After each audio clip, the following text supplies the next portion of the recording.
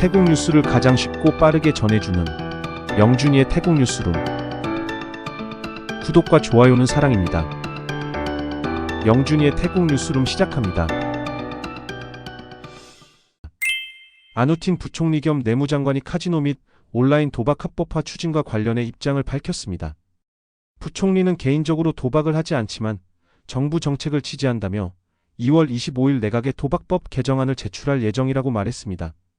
개정안에는 불법 도박 처벌 강화 및 온라인 도박 스포츠 베팅 합법화가 포함됩니다. 그는 불법 도박 근절과 정부의 통제 가능성을 이유로 합법화를 추진하며 총리도 이에 동의하고 있다고 밝혔습니다.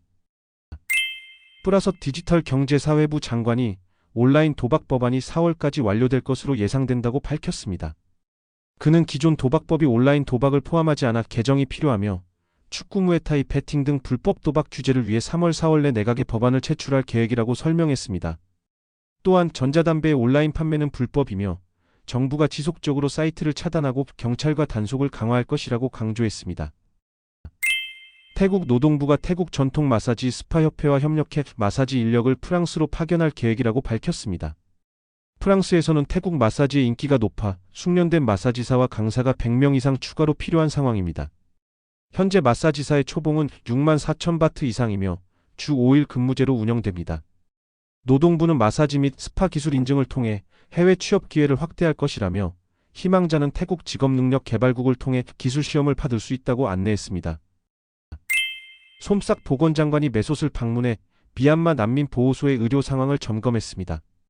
이는 트럼프 미국 대통령이 난민 캠프 보건 지원을 90일간 중단한 데 따른 대응입니다.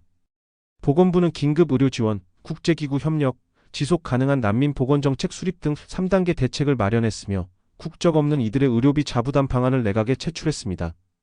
한편 국제구조위원회는 미국 국무부 지시에 따라 일부 지원을 재개해 입원 치료, 외래 진료, 백신 접종, 전염병 대응 등을 지원하지만 병원 치료비 지원과 정신건강 서비스 등은 제외됩니다. 솜싹 장관은 이번 결정으로 재정 부담이 다소 완화될 것이라고 밝혔습니다. 패통탄 총리가 중국 한지창 주태국 대사와 태국 중국 기업협회 대표단을 접견했습니다. 이번 회의에는 금융, 자동차, 농업, 기술 및 에너지, 전자 및 가전, 상업 및 투자 등 6개 산업 분야의 주요 중국 기업 12곳이 참석했습니다. 논의는 AI, 반도체, 신재생에너지 등 미래산업 투자 확대와 태국 노동력의 기술개발 협력에 집중되었습니다. 중국 대사는 태국과의 경제협력 강화를 약속하며 중국 기업들이 지속적으로 태국에 투자할 계획이라고 밝혔습니다. 또한 태국의 투자 환경 개선과 규제 완화를 긍정적으로 평가했습니다. 위록 국민당 의원이 기자회견을 열고 수찻 반부패위원회 위원장 해임 청원과 관련해 입장을 밝혔습니다. 위록 의원은 이번 해임 청원이 44명의 전진당 의원 관련 조사와 무관하며 헌법 제236조에 따라 국회의원이 고위공직자의 해임을 청원할 권리가 있다고 강조했습니다. 또한 부패 감시기관의 수장이 논란의 중심에 있는 만큼 철저한 조사가 필요하다고 주장했습니다.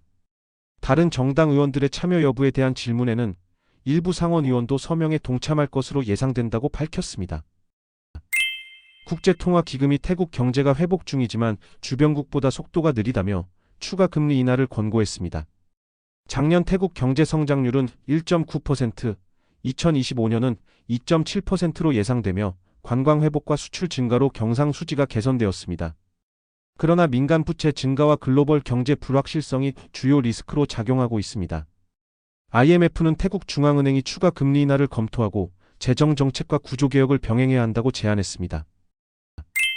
현대차가 태국에서 전기차 아이오닉 5의 공식 가격을 인하하며 특별 프로모션을 제공한다고 발표했습니다.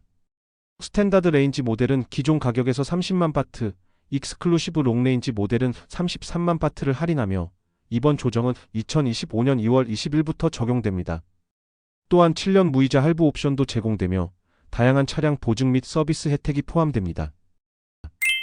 푸켓시청은 푸켓 종합 폐기물 처리센터가 하루 1200에서 1300톤의 쓰레기를 처리해야 하지만 소각 용량이 하루 700톤에 불과해 한계를 초과했다고 밝혔습니다. 현재 소각로 1기가 2월 18일부터 3월 18일까지 유지보수 중이어서 하루 처리량이 300톤으로 감소하며 900톤 이상의 쓰레기가 매립되고 있습니다.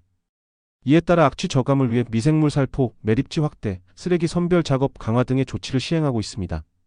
푸켓시청은 새로운 소각로 건설을 추진 중이며 시민들에게 분리배출과 플라스틱 사용 감소에 적극 협조해 줄 것을 요청했습니다.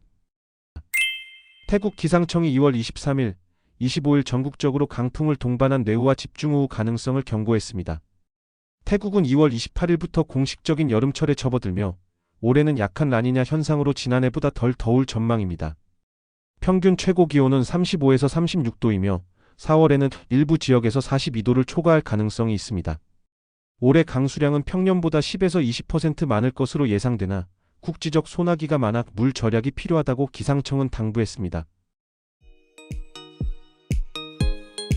이상 영준이의 태국 뉴스룸을 마치겠습니다. 감사합니다.